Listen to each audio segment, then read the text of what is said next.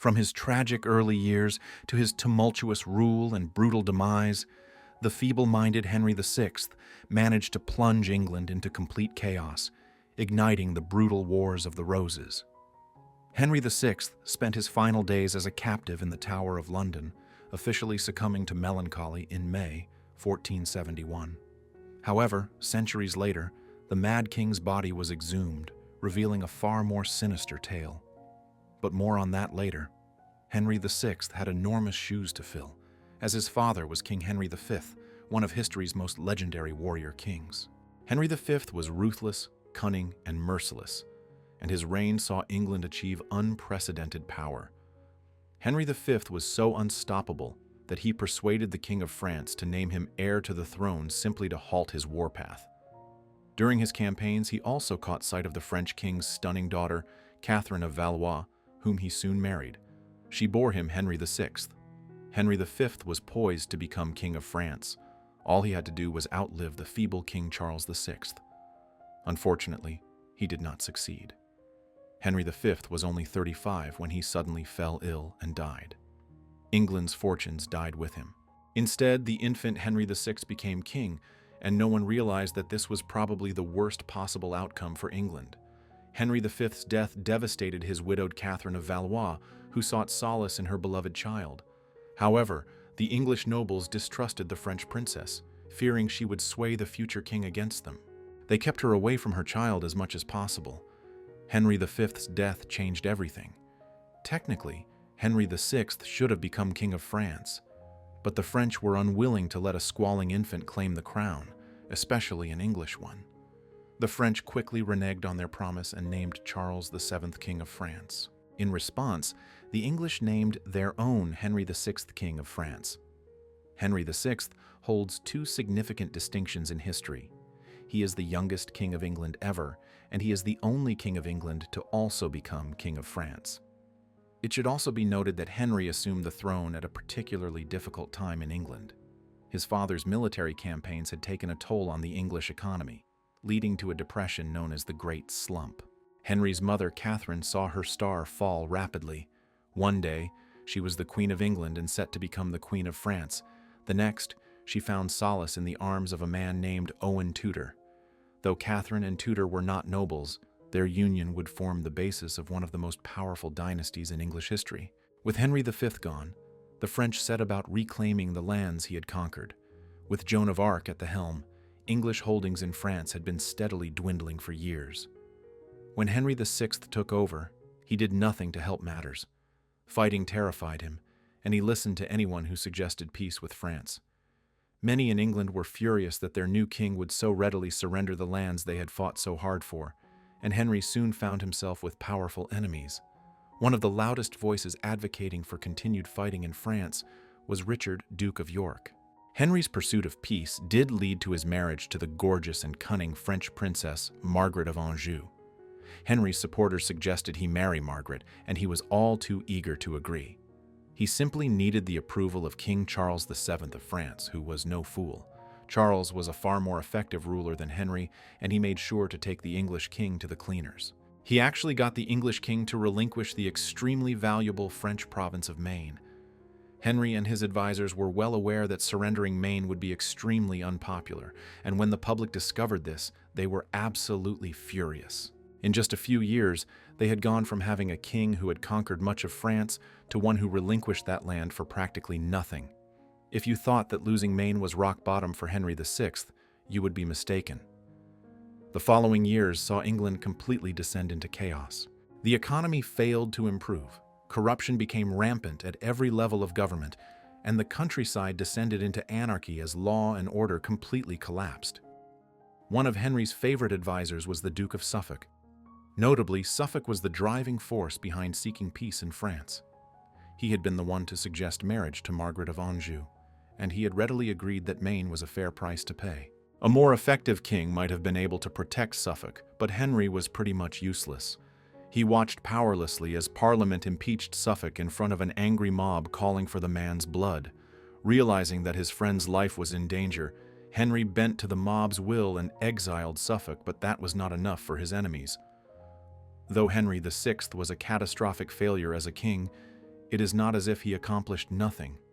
He detested fighting but was deeply interested in other matters, such as religion and education. He actually founded Eton College and King's College, Cambridge, two legendary institutions that still stand today. Eventually, Henry decided to fight for his territories in France, but he still managed to botch it.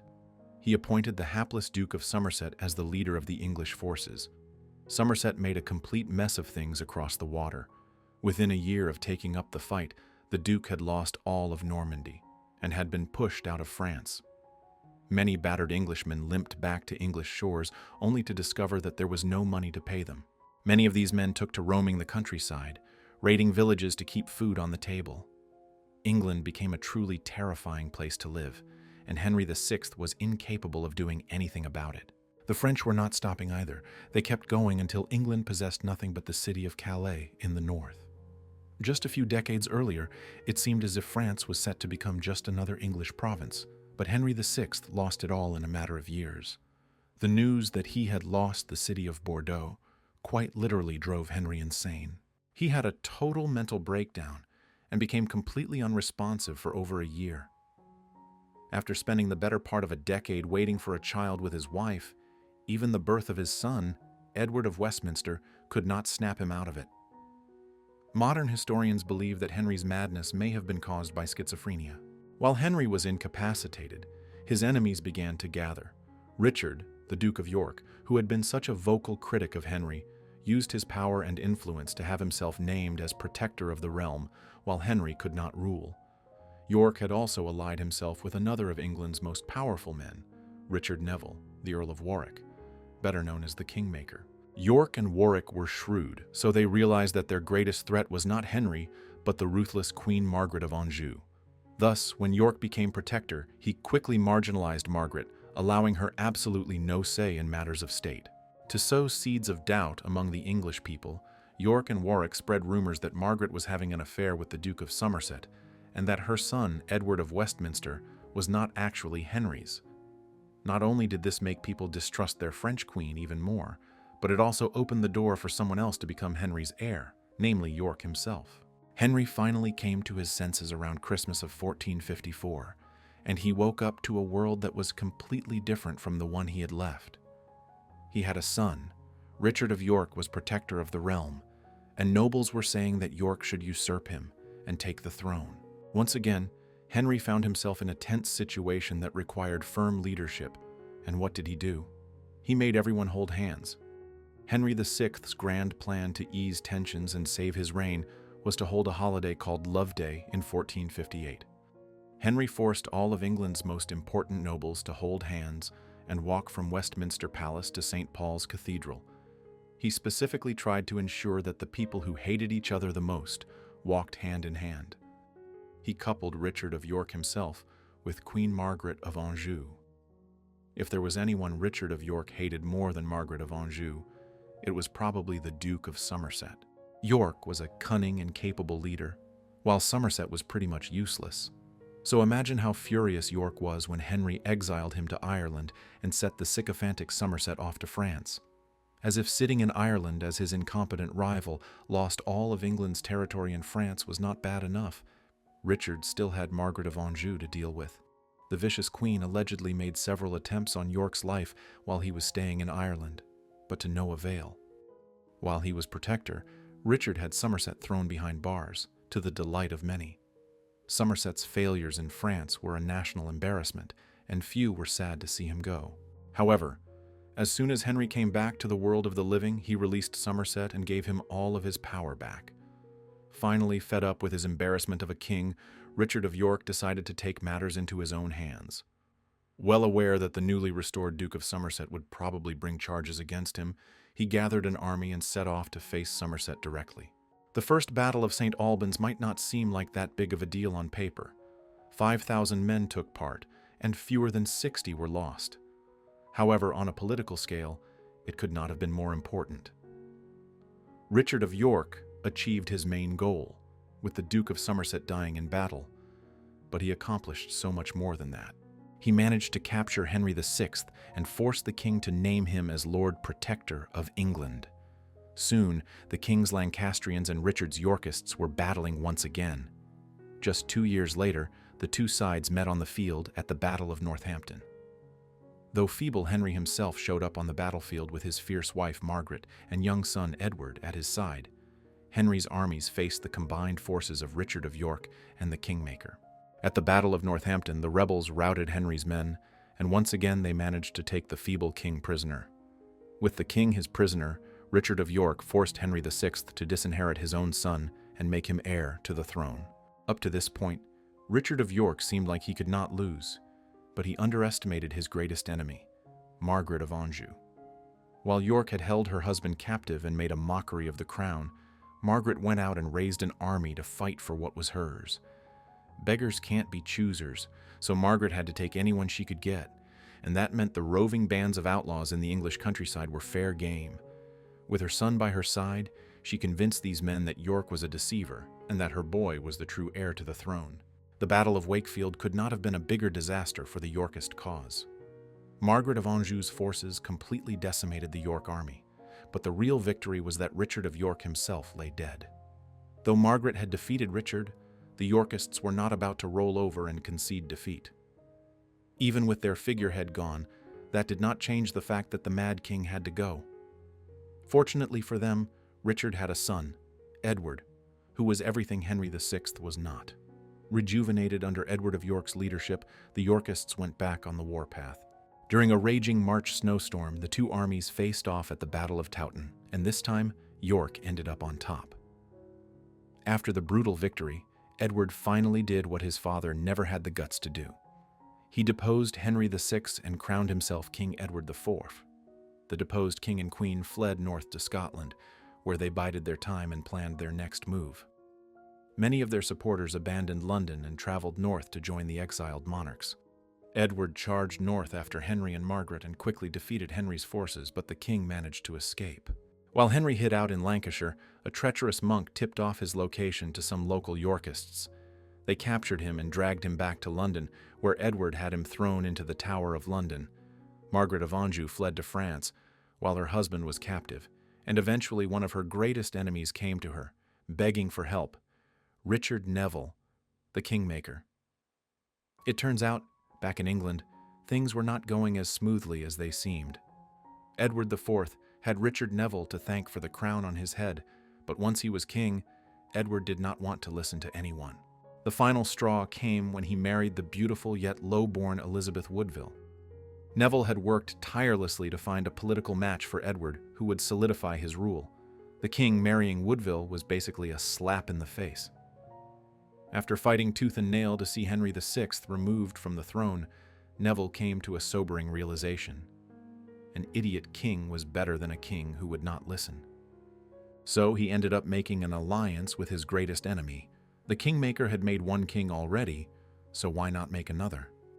Joining forces with Margaret in France, Neville sailed back across the English Channel, attacked London, forced Edward to flee, and freed Henry from the Tower. Henry was so far gone by the time Neville freed him from the Tower of London that he allegedly had to be led through the city of London by the hand, like a child. For his part, the Kingmaker could not be happier with Henry's near catatonic state. It left him completely free to run the country as he saw fit, until he made a fatal mistake by declaring war on Burgundy. Before Neville attacked Burgundy, Edward IV had been pretty much out of luck. He had no great army to speak of, and he had to sit and watch as the Mad King daydreamed on the throne where he once sat. But Neville's plan changed everything. The Duke of Burgundy gave Edward an army to put the Kingmaker down for good. Mere months after Margaret and Neville deposed him, Edward sailed back to England with that very army. He met Neville on the field at the Battle of Barnet, and this time he came out on top. Neville lost his life in the fighting, but Edward was far from satisfied. By this point, Henry and Margaret's son, Edward of Westminster, had grown into a young man. He was the kind of figurehead that the Lancastrian armies could rally around, and King Edward IV could not have that. He met Henry's heir at the Battle of Tewkesbury, and they again came out the victor. Edward of Westminster lay dead at just the age of 17. Henry VI's final stint in the Tower of London did not last long. The official record said the deposed king died of melancholy about a month after he arrived. However, as soon as Henry passed, dark rumors spread through the English court. Most people assumed that a broken heart was not the likeliest cause of death, more like a broken skull. However, since no one ever saw the Mad King's body, nobody could say for sure whether Edward was behind his demise. But years later, archaeologists uncovered Henry's remains, and they discovered the truth. When looking at Henry's remains in 1910, what they found did not look too melancholic. His skull was badly damaged, and his remaining tufts of blonde hair were covered with blood. It sure seems like Edward had a hand in Henry's final end. By every single metric, Henry VI was a terrible king, but his ancestors actually worshipped him. Henry VII, the first Tudor king and Henry VI's nephew, encouraged a posthumous cult around his uncle as part of anti-Yorkist propaganda. As a result, many years after Henry VI's life, priests attributed several miracles to him, such as the ability to cure illness with a mere touch and the ability to bring people back from the dead. It is understandable why some people eventually appreciated Henry VI.